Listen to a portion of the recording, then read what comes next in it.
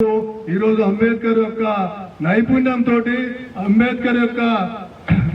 అంబేద్కర్ రాసినటువంటి రాజ్యాంగంతో మాత్రమే మనకు సిద్ధించిన అనడంలో ఎలాంటి సందేహం లేదు.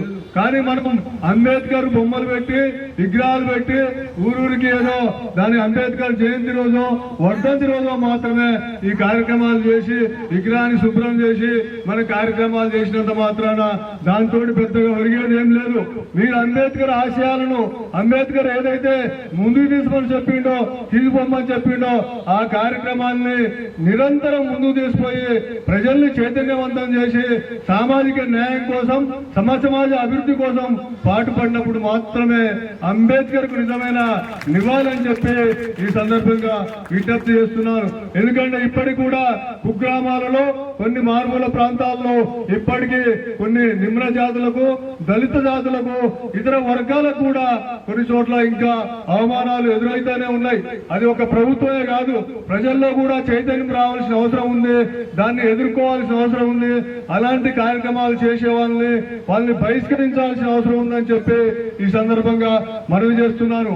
మీకు తెలుసు, ముఖ్యంగా అంబేద్కర్ ఏం చెప్పిండంటే చాలా విషయాలు చెప్పిండు. బోధించండి, సమీకరించండి, పోరాడండి. అంటే జ్ఞానాన్ని ముందు బోధించాలి. మనం పోరాటం చేయాలంటే మనకు తెలివి ఉండాలి. తెలివి ఉండాలంటే తెలివి రాగానే సరిపోదు, జనాన్ని సమీకరించాలి.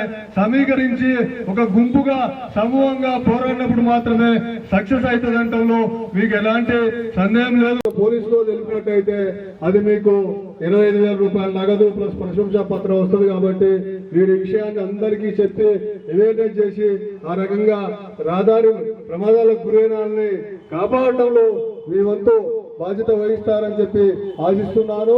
మీరంతా ప్రతి పౌరుడు కూడా ఏంటది, ప్రతి పౌరుడు యూనిఫామ్ లేని పోలీస్, అవునా? ప్రతి పౌరుడు కూడా యూనిఫామ్ లేని పోలీస్. ఎందుకంటే మీ ముందులో ఏదైనా నేరం జరిగినప్పుడు మీరు ఆపుతారు కదా, తప్పు ఎందుకు చేస్తున్నావు అని పోలీసులు చెప్తారు కదా. అందుకోసం ప్రతి పౌరుడు We, the citizens of India, on this day, with one resolve and one voice, solemnly pledge as follows. We pledge to continuously improve our driving behavior and strictly abide by all traffic rules and regulations.